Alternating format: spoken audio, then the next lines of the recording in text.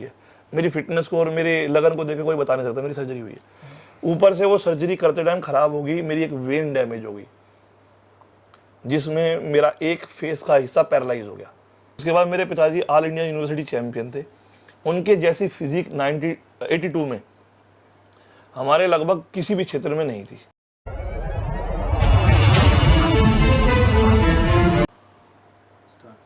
नमस्कार दोस्तों, आपका स्वागत है द गाइड इंडिया चैनल पे। मैं पवन शर्मा।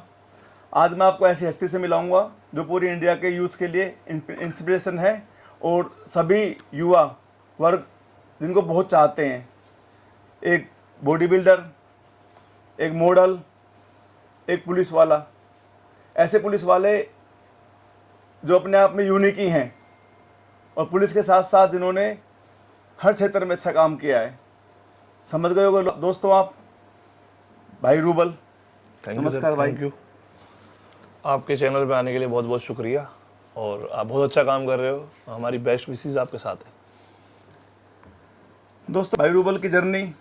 रूबल भाई, ये बताओ सबसे पहले तो कि आप का शुरुआती बचपन कहाँ बीता, कैसे कैसे आपने एजुकेशन ली, कहाँ कहाँ से आपने स्टार्ट किया? देखिए, मैं हार्डकोर पुलिस और फौज फैमिली से आता हूँ, जहाँ पे मतलब बच्चों को बड़े होते ही होता भाई नौकरी करनी है या तो फौज में या पुलिस में।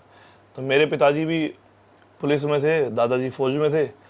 तो जब पुलिस में होते हैं आदमी तो उनका एक, हम तो जैसे उत्तर प्रदेश से बिलोंग करते हैं तो एक स्पेसिफिक ठैया नहीं होता, मतलब घर नहीं होता। तो कभी कहीं कभी कहीं कभी कहीं। तो शुरुआत के 3rd क्लास तक तो हम रहे हैं जो टोडापुर अभी पुलिस लाइन बनी हुई है वहाँ पे, दिल्ली में। हाँ, पूसा में रहते थे, सरकारी क्वार्टर में। उसके बाद हम शिफ्ट हो गए, एक मौजपुर जगह थी इसमें शादरा के पास, वहाँ पे कुछ साल बिताए। उसके बाद हम नरेला आ गए। तो मतलब 9th से लेके और सारी एजुकेशन आज तक मैं नरेला में हूँ। तो स्कूल मेरे चेंज होते रहे। सरकारी स्कूल में पढ़ा हूँ, यहाँ पे GBSS सेकेंडरी स्कूल 2 है, उसमें पढ़ा हूँ मैं। तो ये आपको बॉडी बिल्डिंग का, फिटनेस का शौक कैसे लगा और आपने किसको देखा आपने कि भाई आप किससे मोटिवेट हुए कि भाई मैंने किसी हीरो को देखा, किसी बॉडी बिल्डर को देखा? मतलब आपने किसको देखा कि जिनसे आप मोटिवेट हो गए कि मुझे फिटनेस केस में जाना चाहिए? क्योंकि जिस उम्र में बच्चे पढ़ते हैं उस टाइम में आपने बॉडी बनाना स्टार्ट कर दिया था। देखो, सबके ना अलग अलग रोल मॉडल होते हैं, सबके अलग अलग हीरो होते हैं। मैंने अपने घर में बहुत सारे हीरो देखे हैं। हीरो जरूरी नहीं है बड़े पर्दे पे आते, हीरो आपकी रियलिस्टिक ज़िंदगी में भी होते हैं कि आप उनकी जैसे बनना चाहते हो, दिखना चाहते हो। तो मेरे दादाजी अभी पिछले कोविड में वो नहीं रहे हमारे बीच में। वो 100+ बहुत स्वस्थ तरीके से मतलब वो अलविदा किया, कहा उन्होंने दुनिया को। तो वो फौज में सर्व करते थे और बहुत फिट थे। उसके बाद मेरे पिताजी ऑल इंडिया यूनिवर्सिटी चैंपियन थे। उनके जैसी फिजिक 1982 में हमारे लगभग किसी भी क्षेत्र में नहीं थी। तो मैं हमेशा से उनके जैसा बनना चाहता था कि इतने हेल्थी, इतने फिट, इतने मानसिक तौर पे समझदार। वो अपने जीवन में बहुत कुछ करना चाहते थे, लेकिन परिवार की बेड़ियाँ और सपोर्ट ना होने की वजह से फाइनेंशियल, तो वो उन्होंने पुलिस ही ज्वाइन की, और वो भी 27 साल की उम्र में, जो स्पोर्ट्स कोटा होता है। तो मैं हमेशा से एथलेटिक फिजिक या एथलेटिक्स में जाना चाहता था और मैं कर भी वही रहा था। तो बस उसी से चस्का लगता शुरू हो गया। मतलब बचपन से आपने अपने पापा को, दादा को, हाँ, मोटिवेशन वेक्टर आपके वही थे दोनों? नहीं, हमारे घर का माहौल थोड़ा ऐसा था, कुछ करो ना करो भैया, सेहत अच्छी होनी चाहिए, पहला सुख निरोगी काया। तो मेरी माता जी मुझे 4 बजे 5 बजे, मतलब बड़ा बुरा लगता था उस टाइम पे, खाट से नीचे फेंक देती, चलो उतरो, उठो, पार्क में जाने का टाइम हो गया। तो वो मतलब पैतृक है, मतलब घर से ही आ रहा है। रूबल भाई, जिम में आपने फर्स्ट टाइम कब एंट्री करी और कैसा आपको फीलिंग हुआ वहाँ पे कि भाई मेरे को क्या करना चाहिए? कोई गुरु बनाया हो आपने फर्स्ट टाइम कि भाई मैं जिम स्टार्ट कर रहा हूँ तो कहाँ क्या खाना चाहिए, क्या पीना चाहिए, कैसे मैं एक्सरसाइज करूँ? इस बारे में कब आपने एंट्री करी जिम के अंदर? देखो, मैं अभी वही बता रहा कि रूट्स जो होती है ना आपकी, बहुत स्ट्रांग होनी चाहिए। किसी भी पेड़ की जड़ें मजबूत होती हैं, या बिल्डिंग बनाते हो तो नींव बहुत ज़रूरी है। तो हम जिस जगह से और जिस फैमिली से आते हैं वो सारे हेल्थी मेल हैं, फीमेल हो या मेल, सब हेल्थी हैं, और उनका रहन सहन हमेशा से हेल्थी था। तो मतलब हमारे खून में, हमारे दिमाग में यही था, जो हम करते हैं वो हमारे बच्चे उससे इंस्पायर होते हैं। मेरे बच्चे भी जो हैं, जो मेरे को देखते हैं, उन्हें वही खाना पसंद है। बिल्कुल। मैं वाइट राइस खाता हूँ तो मेरी बेटी भी वाइट राइस खाती है कि नहीं, सब्जी नहीं चाहिए, वाइट ही खाने। तो हमने अपने पिताजी को देखा दूध दही का खाना, और देसी आदमी का यही होता है। उसके बाद मैं जिम मैंने बहुत बाद में ज्वाइन किया, उससे पहले मैं अखाड़े में जाता था। मतलब मैंने जब जिम ज्वाइन किया मैं 1000 डिप्स मार सकता था उस टाइम। हाँ, जिम मैंने ज्वाइन किया 2002 में। तो 2002 से फिर आपने जिम में जाकर वर्कआउट करना शुरू किया, तो आपने कंपटीशन वगैरह के लिए तैयारी करी कोई? जिस जिम में मैं जाता था 2002 से 2007 तक का पीरियड वो था कि उस टाइम पे सिर्फ फोकस ये था कि भाई अपना एक्सरसाइज करनी है और अच्छे, मतलब वो नहीं था कि भाई कुछ बॉडी बिल्ड करनी है, ऐसा कुछ करना है या कुछ सप्लीमेंट में कुछ था ही नहीं। तो सिर्फ जाते थे हेल्थी रहने के लिए, वर्कआउट करते थे, अच्छा खाते थे। रही बॉडी बिल्डिंग की बात, तो मेरा बॉडी बिल्डिंग में कभी जाने का मन था ही नहीं। मेरा मन था हमेशा से मॉडलिंग, एक्टर बनना। और मेरी जो फिजिक थी वो टचवुड बहुत अच्छी थी जेनेटिकली। और मैं जिस उम्र में बच्चे बहुत कुछ लेके, बहुत कुछ करके, मैं उस टाइम पे बिना कुछ लिए सिर्फ मेहनत से और घर के खाने से मस्कुलर था बहुत। नेचुरल डाइट से, डाइट इतनी बढ़िया रही बचपन से आपकी? मतलब मेरा क्या था ना कि बाहर नहीं घूमता था, कोई ऐसा संगत नहीं थी, तो जितना भी टाइम था वो अपने लिए था। तो खाना अच्छा, रहना अच्छा और वर्कआउट करना। रूबल भाई, आपने रोडीज में भी पार्टिसिपेट किया और तब से ही आपकी एक अलग जर्नी शुरू हो गई। तो आप जब रोडीज में गए तो कैसे आप रोडीज में पहुंचे, कैसे कैसे कैसे क्या क्या हुआ, एक बार बताओ जरा यूथ को भी कि भाई आप फिटनेस के आधार पर रोडीज में भी सिलेक्शन हुआ और कैसे आप पहुंचे वहाँ पे, इतने बड़े प्लेटफॉर्म पे कैसे पहुंच गए? क्या होता है ना कि एक आदमी की, हम सब सेम पैदा होते, सब सेम मरते हैं, लेकिन हर एक इंसान का जीने का नज़रिया और एम अलग होता है। कोई उसे समझ लेता है, कोई अपनी ज़िंदगी वैसे ही काट देता है। तो मेरा जो फेस चल रहा ना, 2013 में शादी हो गई थी, 2013 दिसंबर में बेटा हो गया था, तो बहुत सिक्योर लाइफ चल रही थी, नौकरी चल रही थी, सरकारी नौकरी थी। लेकिन मुझे एक वो था ना, किक नहीं मिल रही थी कि मुझे कुछ करना। मेरे को हमेशा कुछ मिसिंग था मेरी लाइफ में कि नहीं यार मैं कुछ कर सकता हूँ लेकिन कर नहीं रहा हूँ।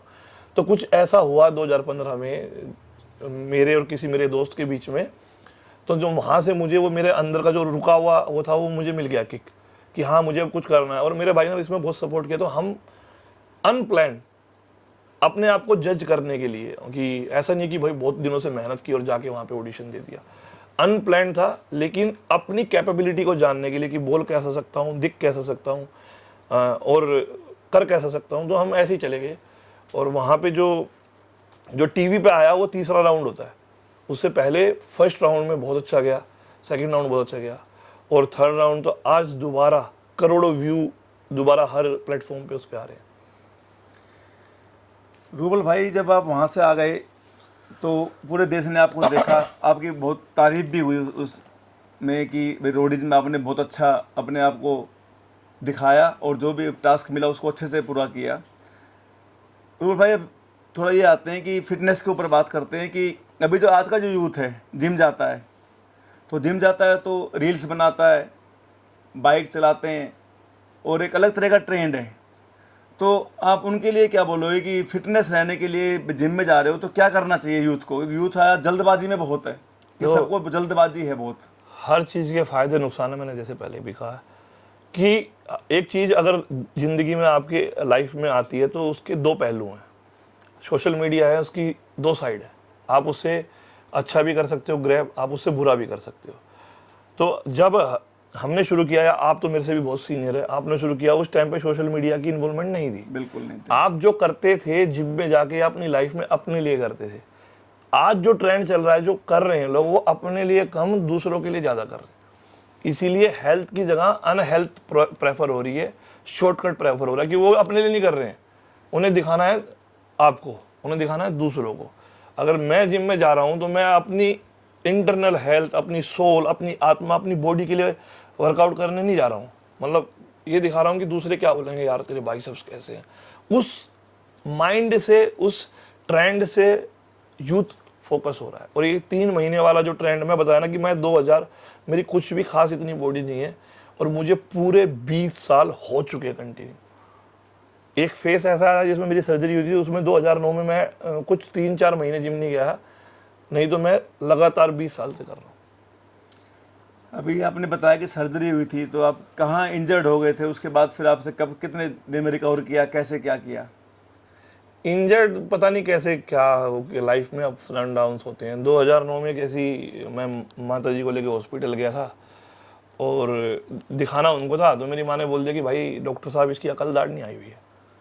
अब अकल दाढ़नी आई है तो ये कोई इतना बड़ा वो था नहीं, लेकिन उसने एक्सरा लिख दिया। एक्सरा लिख दिया तो उसमें बताया कि अकल दाढ़ तो आई हुई है लेकिन 100 टिश्यू अंदर ही हो गए हैं, तो ये निकालने पड़ेंगे, क्या पता इसमें कुछ बीमारी भी हो सकती है। अब वो ऑपरेशन किया छोटा सा, वो टिश्यू निकाले, उसे बोल दिया कि इसमें कैंसर के सिम्टम भी हो सकते हैं। वो हैदराबाद भेज दिया। इतने 1 महीने जीना जीना मरना ऐसे कि पता नहीं कब रिपोर्ट आएगी कब आएगी। स्ट्रेसफुल लाइफ रही है। हाँ, 2009 की बात है ये। तो वो आगे रिपोर्ट नहीं था, लेकिन उसमें एक कुछ ऐसा हार्मोनल इनबैलेंस था जिसकी वजह से मुझे भविष्य में हमेशा कुछ ना कुछ फेस करना पड़ता। अब डॉक्टर की भाषा में मेरे को पता नहीं क्या वो लैंग्वेज थी, तो उन्होंने बोला माइनर सी, उनके माइनर बहुत माइनर होते हैं और बाद में मेजर हो जाते हैं। बिल्कुल। तो एक सर्जरी के लिए मुझे बोला और बोला कि कुछ नहीं है, ऐसे घोड़े की तरह तुम 3 दिन में ठीक हो जाओगे, जबकि दिल्ली पुलिस का फिजिकल था उस टाइम पे। तो मैं तो एडमिट हो गया तो 100 किलो का, आया 72 का 1 हफ्ते बाद। वेट कम हो गया। मेरी जो लाइन कटी हुई है आधा इंच दोनों साइड से अंदर से हड्डियाँ, मतलब मौसम चेंज होता है जब भी पेन हो जाता है। तो वो एक्सपेक्टेशन नहीं था, डॉक्टर ने मतलब बताया भी नहीं कि इस तरीके से होगा। तो जो अंदर होती है, ये कान के पास से इतनी सर्जरी होके वो अंदर से कट की हुई है। मेरी फिटनेस को और मेरे लगन को देख के कोई बता नहीं सकता मेरी सर्जरी हुई है। ऊपर से वो सर्जरी करते टाइम खराब होगी, मेरी एक वेन डैमेज हो गई जिसमें मेरा एक फेस का हिस्सा पैरालाइज हो गया उस सर्जरी में। तो मैं 6 से 7 महीने वो फेस डिप्रेशन में बिताया, मतलब रिकवरी बाद में धीरे धीरे की है। तो कोई मिल गया कि ऋतिक की तरह, एकदम से मैं बोलने लगा माँ मुझे दिख रहा है, तो मेरा ये काम करने लग गया अपने आप, नहीं तो मेरा एक हिस्सा पैरालाइज हो गया था। पर उसके बाद जैसे ही ठीक हुए तो वापस फिर दोबारा फील्ड में आए? मैं नहीं, वो ठीक भी नहीं हुआ था, मैं पहले जाने लग गया था बिना रिकवरी के अपना जिम जाना मेरा start मुंह कर। बंद था, दोनों मतलब ऐसे वो पैचेस लगाए हुए थे, तो मैं खुलता नहीं था मुंह। स्ट्रो से मैं दाल का पानी ऐसे 6 महीने तक पीता था। तो मैं उसी फेस में रनिंग भी कर रहा था, जब मुंह खुल जाता है आप जब भागते हो, तो मेरा मुंह नहीं खुलता था। उसी फेस में मैं जिम भी जा रहा था, लाइट मतलब औकात से कम करता मतलब था। एक्सरसाइज आपने छोड़ी नहीं बिल्कुल भी उस फेस में जाके भी। रूबल भाई, थोड़ा डाइट के बारे में डिस्कस कर लेते हैं कि आपको पुराने एथलीट और काफ़ी कुछ आपने देखा भी है और काफ़ी सालों से 20 सालों का आपका एक्सपीरियंस है। तो आजकल जो टीन एज में चला हुआ है कि वेट गेनिंग का, तो ये गेनर के बारे में जो मिथ है कि भाई गेनर लेना चाहिए नहीं लेना चाहिए, क्या है गेनर का मतलब, क्या है गेनर एक तरीके से, मतलब आप बताओ टीन एज को कि भाई गेनर की कब जरूरत है, कब लेना चाहिए गेनर? देखो, हर चीज़ के मैं बताता हूँ हमेशा फ़ायदे और तरीके होते हैं। आपको लग रहा है कि आप घर में खाना नहीं खा पा रहे हो या घर में वो चीज़ें अवेलेबल नहीं है या टाइम नहीं है, तब आप सप्लीमेंट ऐड करते हो। रही गेनर की बात, तो गेनर के अंदर आप देखोगे सिर्फ कार्बोहाइड्रेट की मात्रा और शुगर की मात्रा एक्स्ट्रा होती है, ज़्यादा रहती है।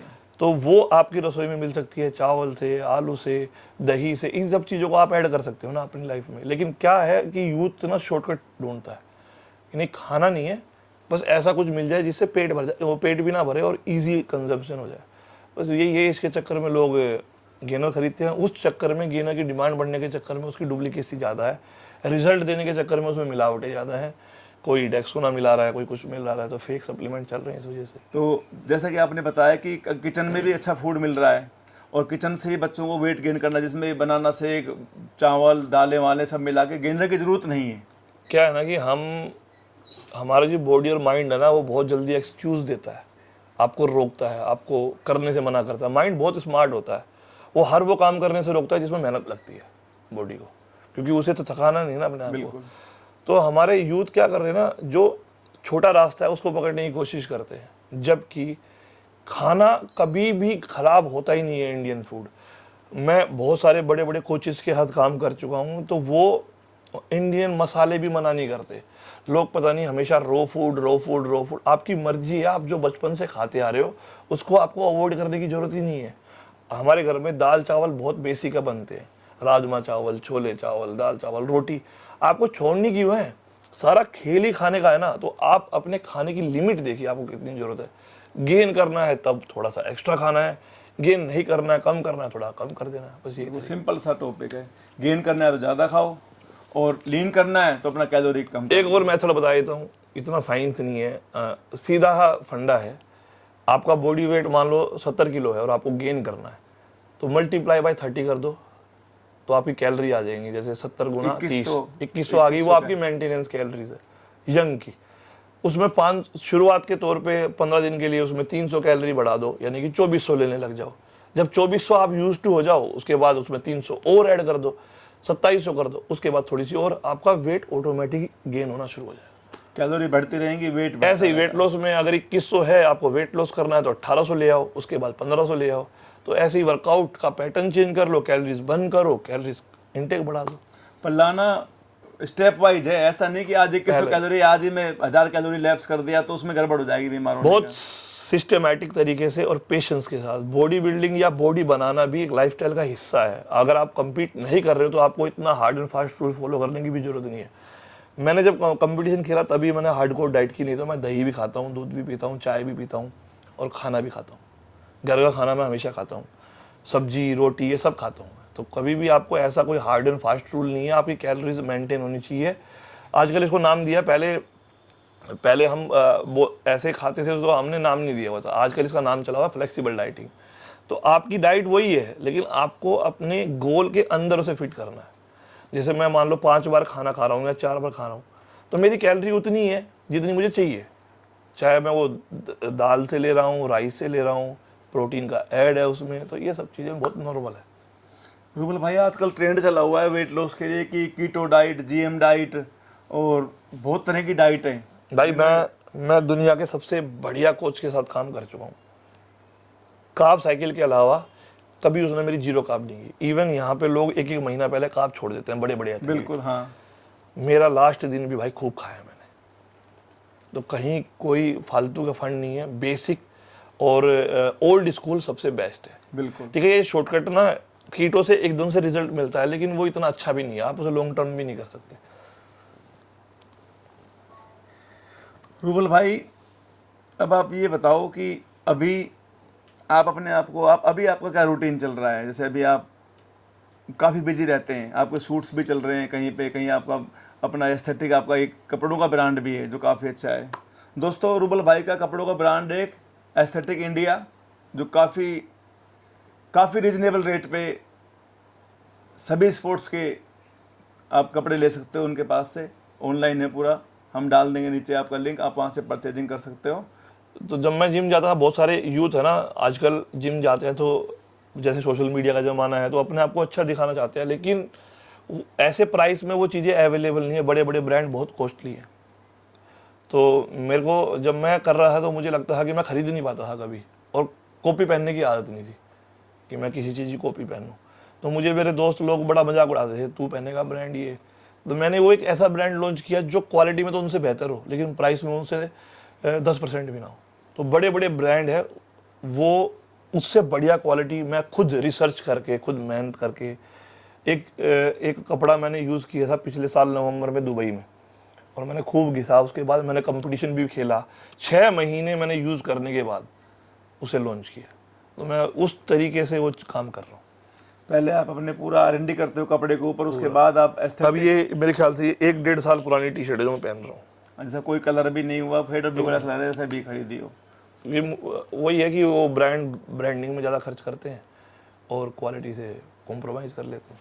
तो दोस्तों एस्थेटिक इंडिया के कपड़े हम जिम के लिए और स्पोर्ट्स के लिए रूबल भाई की साइड से बहुत रीजनेबल रेट पे खरीद सकते हैं। बहुत अच्छा है, और ये अच्छा भी कर रखा है इन्होंने यूथ के लिए। जैसे बताया इन्होंने कि बहुत सारे यूथ हैं जो बहुत सारे जिम यूजर हैं, हम भी रहे हैं उनमें से, कि जिनके पास अपने सैंडो वगैरह अच्छे शॉर्ट्स, लोअर, टी शर्ट और खरीदने जाते हैं दुकान के ऊपर एडिडास, रिबॉक को या डाई को देखते हैं तो 5,000 10,000 का वहाँ पे टैग लगा मिलता है, प्राइस टैग। तो हम यहाँ पे अपने शौक पूरे कर सकते हैं। एक सिंपल सा तरीका बताता हूँ। जो पॉलिस्टर यूज़ करते हैं बड़े बड़े ब्रांड, आप भी पॉलिस्टर पहने हुए हो, ये मार्केट में सबसे बेहतर क्वालिटी का 300 रुपये केजी आ जाता है। अगर 1 केजी में कम से कम 7-8 टी शर्ट बन जाती, 5 बन जाती होगी। जिसमें लाइक्रा मिक्स पॉलिस्टर ही प्योर। और ये बड़े बड़े ब्रांड उसी टी शर्ट को 2-3 हज़ार में बेचते हैं। 4-5 हज़ार का टैग लगा, 100 रुपये की आती है वो। ब्रांडिंग पे पैसा लगाते हैं। रूबल भाई इतना सब कुछ कर लिया आपने, अपना कपड़ों का ब्रांड भी निकाल दिया यूथ के लिए, और काफ़ी कुछ सक्सेस किया है लाइफ में, और आज सक्सेसफुल एक मॉडल भी हो आप, और एक यूथ के लिए बहुत बड़ा मोटिवेशन है जो आपको देखते हैं लोग, लाखों करोड़ों लोग देख रहे हैं आपको इंडिया में आज के दिन, सब जानते भी हैं, इसके पीछे किसका हाथ है? सक्सेस आपको मतलब कौन सपोर्ट कर रहा है आपको इतना? छोटी सी चीज बताता हूँ। जब जहाँ से शुरू हुआ ये, मेरे पिताजी ना कभी वर्दी पहन के ना जाते नहीं थे नौकरी पे, और ना पहन के आते थे। उन्होंने हमेशा से क्या किया ना कि शर्ट पहन के और अपने आप को सिक्योर रख के जब वो नौकरी पे गए। तो मैं पूछता ऐसा क्यों करते हो? ये इमेज नहीं है पुलिस की अच्छी, और रास्ते में ना सब ऐसे। तो मुझे वो बड़ी खटकती थी बात कि यार ऐसे क्या खराब इमेज होगी सिपाही की कि वो अपने आप को इतना छोटा मानता है। वो इमेज लेके मेरे दिमाग में थी कि मैं कभी तो ऐसा काम करूंगा कि सिपाही प्राउडली कह सकेंगे यार मैं एक सिपाही हूँ। और टचवुड मुझे वो श्रेय दिया पब्लिक ने, एक टीवी चैनल ने, शो ने, कि ट्रेंड सेट किया आजकल प्राउड से यूनिफॉर्म में मस्कुलर बॉडी के साथ बड़े बड़े लोग जो पहले से मेरे से पुराने हैं वो यूज कर रहे हैं, डाल रहे हैं और मोटिवेट कर रहे हैं एक दूसरे को। और जो बहुत बड़ा तबका हो चुका है, या तो वो ये समझते हैं कि मेरे से बेहतर बन सकते हैं, जो कि बहुत अच्छा है, बिल्कुल, या वो कहते हैं कि मेरे ऐसा बनना है। भाई मेरे ऐसा मत बनो, मेरे से बेहतर बनो, मैं कुछ भी नहीं हूँ। तो इसमें सारी जो जर्नी रही है ना, इसमें मेरी वाइफ का बहुत बड़ा रोल है। रूबल भाई अपनी वाइफ को बुलाइए एक बार, हम उनको भी दर्शकों को दिखाते हैं। आ जाइए जी, अभी वो भी 6 पैक एप्स बना रही है।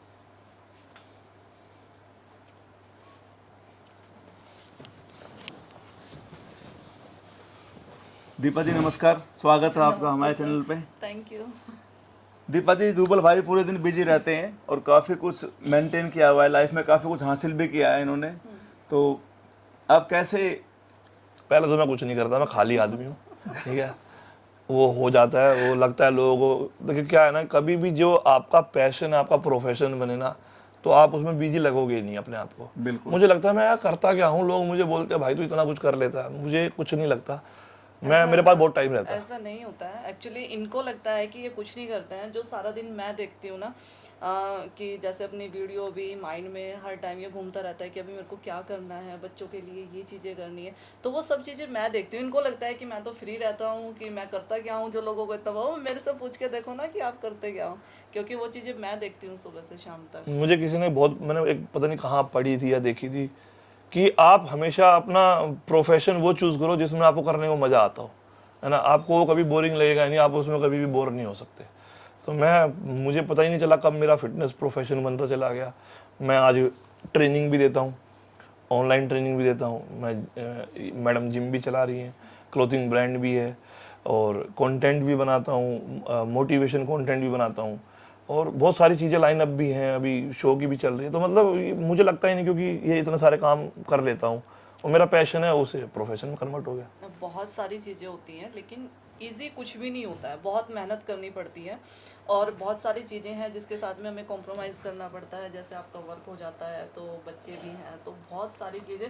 लेकिन लोगों का जैसे रिप्लाई आता है ना उस टाइम पे कि आप कैसे मैनेज करते हो, वो चीज़ें भी एक सिस्टमेटिकली कि कैसे आप उस चीज़ को लेके चलते हो, कैसे वो मैनेज हो पाता है। तो ये चीज़ें बहुत डीपली हमें देखनी पड़ती है। अच्छा, हमें बच्चों को भी टाइम देना है, हमें अपना काम भी करना है। मुझे पता है मैं कैसे अपना टाइम निकाल के मैं कैसे जिम जाती हूँ, कैसे मेरे को इनकी डाइट मतलब प्रॉपर वे से कैसे करना होता है। तो वो सब चीज़ मैनेज करना बहुत ज़रूरी होता है। तो और ये तो अभी ये लगा लो 3-4 महीने 5 महीने से फ्री हूँ। जो इससे पहले वाली प्रेप मैंने की थी शो के लिए, वो कोविड में सड़क पे खड़े होके की थी, कोई छूट नहीं मिली, सारे अरेंजमेंट दिए, और 12 घंटे की वो उस टाइम पे अरेंजमेंट क्या था, 12 घंटे का था, 12 घंटे की ड्यूटी, और फिर अपना घर। और वो भी हार्डकोर उस टाइम पे, जब मैं महीने के लाखों रुपए तो सिर्फ ट्रेनिंग पे खर्च कर रहा था, और उसके बाद शो भी कैंसिल हो गया। तो वो प्रेप मैंने, अभी तो थोड़ा मैं सिक्योर साइड चल रहा हूँ, तो इसलिए थोड़ा टाइम मिल जाता है। और अभी बहुत सारी चीज़ें लाइन अप है, बहुत कुछ करना है। अभी तो उम्र ही क्या हुई है, अभी जवान होना शुरू हुआ हूँ। देख रहे हो, मोटिवेशन, इसे मोटिवेशन बोलते हैं। दीपा जी, आप दोनों एक साथ ही वर्कआउट करते हैं? एक साथ ही करते हैं, लेकिन कई बार ऐसा हो जाता है कि जैसे रूबल मैं बताता हूँ, में काम करते करते बहुत लेट अभी काम नहीं कर रहा मैं ना, मेरे को ना नई हैबिट लगी है। पहले तो मैं जब टाइम था जब तो पढ़ा नहीं हूँ, तो अभी पढ़ना शुरू किया है मैंने। और मैं मतलब रात को पढ़ता हूँ, कभी कभी 3 घंटे, कभी 4 घंटे। तो मैं क्या पढ़ रहा हूँ, मुझे अलग अलग चीज़ें पढ़ने का शौक हो गया। तो कल मैंने एक IAS अफसर है अशोक खेमका, जिनकी एक जॉब में 54 ट्रांसफ़र हुए, तो मैंने उनकी पूरी बायोग्राफी पढ़ी, कहाँ पैदा हुए, क्या किया, कैसे किया, क्यों इतने ट्रांसफ़र हुए। तो अलग अलग चीज़ें पढ़ने को मिल रही है, तो एक्साइटमेंट रहता है, कुछ भी नया, कुछ भी हो, रोज कुछ ना कुछ सीखने को मिलता है। तो मैं वो टाइम अपना ना टीवी में वेस्ट कर रहा हूँ, ना सोशल मीडिया पे वेस्ट कर रहा हूँ, उसको यूटिलाइज कर रहा हूँ कि दुनिया में है बहुत कुछ, लेकिन हम लेते नहीं है। तो उसकी वजह से हमारा साथ में वर्कआउट छूट गया। अभी मैं लेट गया जिम, नाइट में लेट तक करते रहेंगे, फिर मॉर्निंग में उठते नहीं है। तो जिस टाइम उठने का टाइम होता है उस टाइम ही बोल दिया सो ही नहीं होगा। हाँ अभी सो ही रहा था, तो वो वाला काम चल रहा है। इस चीज का एक बहुत ज्यादा इफेक्ट हो गया है। जैसे रूबल को अभी नया शौक ये लगा हुआ है कि किसी चीज के बारे में नॉलेज लेना, इससे हमारे बेटे को भी बहुत ज्यादा, अभी वो क्या करता है कि अच्छा, उसने एक दो बार इनको देखा कि डैडी किस चीज के बारे में पढ़ रहे हैं, तो उसने देखा तो उसको भी लग गया अच्छा ये चीज। फिर वो स्टोरी जब हमें बताता है ना, मम्मा आपको ये पता है ये कौन है, मैंने कहा नहीं पता है, तो फिर जब वो स्टोरी बताएगा ना हमको, अच्छा ये चीज मैं तूने कहाँ से कही, इस चीज के बारे में मैंने पढ़ा, मैं कहा बहुत ज्यादा मतलब। अब क्या होता है ना कि लाइफ में क्यूरियोसिटी आपको देखने को मिलती है। जब मैं पहली बार विदेश गया तो मैंने वहां पे देखा कि हम वहां पे भी 45% लोग हम ही हैं, मतलब इंडियन है। दुबई में 45% लोग भारतीय हैं जिनकी प्रॉपर्टी वगैरह, बिल्कुल, और यहाँ भी हम ही हैं। लेकिन यहाँ में और वहाँ में क्या डिफरेंस है, तो ये चीज़ें पढ़ी। अब फिर एक मैंने गाड़ी चलाई थी वहाँ पे टेस्ला, तो टेस्ला एलोन मस्क की कंपनी है। तो वो आदमी आज ये इंटरव्यू देता है कि मैं दुनिया का सबसे अमीर आदमी हूँ आपकी नज़रों में, लेकिन मेरे पास इतना कैश नहीं है जितना एक इन्फ्लुएंसर के पास हो सकता है, मतलब हार्ड मनी पे करने के लिए, क्योंकि उसकी कंपनी की वर्थ है वो। और वो आदमी ने अपनी लाइफ पूरी डेडिकेट की है आने वाले फ्यूचर के लिए, तो वो भी तो काम कर रहा है ना, तो उससे बहुत कुछ सीखने को मिल रहा है। मैंने उसकी जब गाड़ी चलाई तो मैं हैरान था कि जो टेक्नोलॉजी वो उसे 10 साल पहले बनाई है वो अभी तक है ही नहीं, इंडिया में भी नहीं है, और आई भी नहीं है अभी। तो ऑटोमेटिक गाड़ी चल रही है, 240 की स्पीड जा रही है, इंजन उसमें है नहीं, फ़ोन से वो चल रही है, आगे पीछे की गाड़ी बता रही है कौन सी है।